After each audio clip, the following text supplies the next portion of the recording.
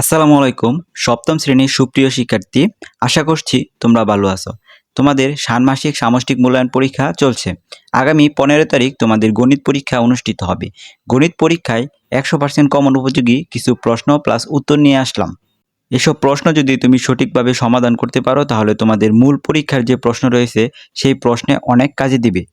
তো আর কথা না বাড়িয়ে চলো আমরা মূল আলোচনায় চলে আসি। প্রথমে একটি একক কাজ রেখেছি। তো একক কাজ 1, 95 এর বর্গ নির্ণয় করো। তো আমরা জানি বর্গ নির্ণয় কিভাবে করতে হয়, চলো দেখি সমাধান। 95 এর বর্গ, বর্গ মানে স্কোয়ার, তার মানে 95 এর উপর স্কোয়ার দিবে। 95 এ একটি সংখ্যা, অতএব এটাকে দুটি সংখ্যায় রূপান্তর করতে হবে। তো 95 এর সামনে কত? 100, 100 মাইনাস 5। তো 100 থেকে 5 মাইনাস করলে আমাদের 95 আসে। এখানে আমরা 100 কে এ এবং 5 কে বি ধরে এ মাইনাস বি ফুল স্কোয়ার সূত্র ফেলবো। তো সূত্রটা অবশ্যই তোমরা জানো, আমি আবার দেখিয়ে দিচ্ছি। A plus B full square সমান সমান A square plus 2ab plus B square. এখানে প্লাসের সূত্র, তাই এখানে প্লাস এসেছে। যেহেতু তোমার এটা মাইনাসের সূত্র, অতএব তুমি এই জায়গায় মাইনাস, অর্থাৎ এখানেও মাইনাস আসবে। তো চলো আমরা মূল আলোচনায় শুরু করি। এখানে এ সমান সমান 100 এবং বি সমান সমান 5 ধরা হয়েছে। অতএব এ মাইনাস বি ফুল স্কোয়ার সূত্রের মধ্যে 100 মাইনাস 5 ফুল স্কোয়ার, অর্থাৎ এর জায়গাত 100 বসাবে এবং বির জায়গাত 5 বসাবে। A square minus 2ab plus B square. 100 উপর স্কোয়ার পড়েছে, অতএব 100 দুইবার গুণ হবে, 100 গুণ 100, তাহলে আসবে 10,000 মাইনাস এই 200 এবং 5কে তুমি গুণ করবে, তাহলে 1000 আসবে। প্লাসের প্লাস, 5 এর উপর স্কোয়ার মানে 5 5 কত? 25। এখানে তোমার প্লাসের চিহ্ন কোনগুলা? এই 10,000 এবং 25, এই দুটা হচ্ছে প্লাসের, অতএব এই দুটা যোগ করবে, যোগ করলে আসবে 10,025। তারপর মাইনাস 1000, 10,025 থেকে 1000 বিয়োগ করলে উত্তর আসে 9,025। আশা করছি তোমরা বুঝতে পেরেছ।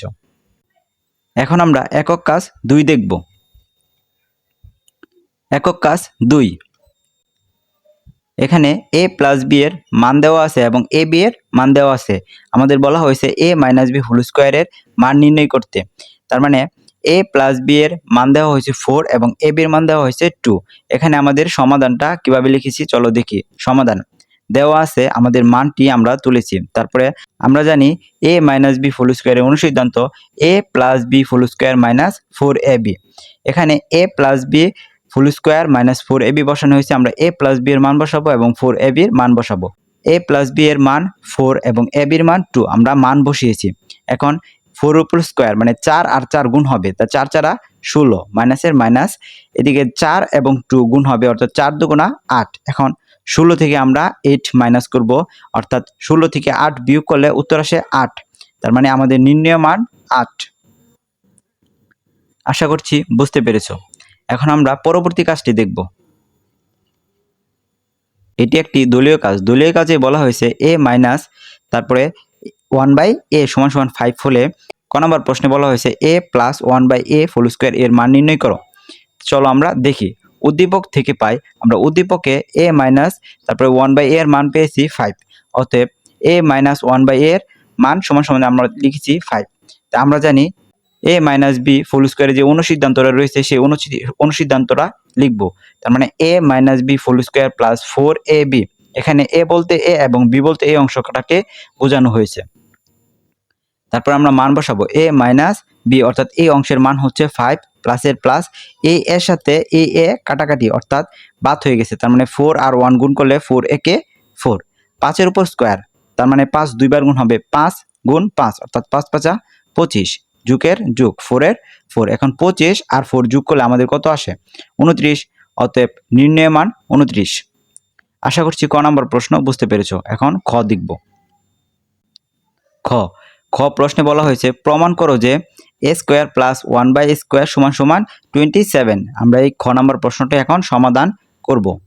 উদ্দীপক থেকে পাই, তো উদ্দীপকে আমরা এই মানটি পেয়েছি। তারপরে আমরা বাম পক্ষ দিয়ে সমাধান করব। বাম পক্ষে বলা ছিল a square plus 1/a square, এটার সূত্র বসাতে বলছে। a স্কোয়ার প্লাস বি স্কোয়ারের সূত্রটা কি?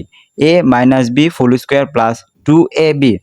a মাইনাস বি অর্থাৎ এই অংশের মান আমাদের প্রশ্নে দেওয়া আছে। এই অংশের মান হচ্ছে 5, প্লাসের প্লাস, তারপরে a এর সাথে a কাটাকাটি, তার মানে এই 2 আর 1 গুণ করতে হবে, 2 একে 2।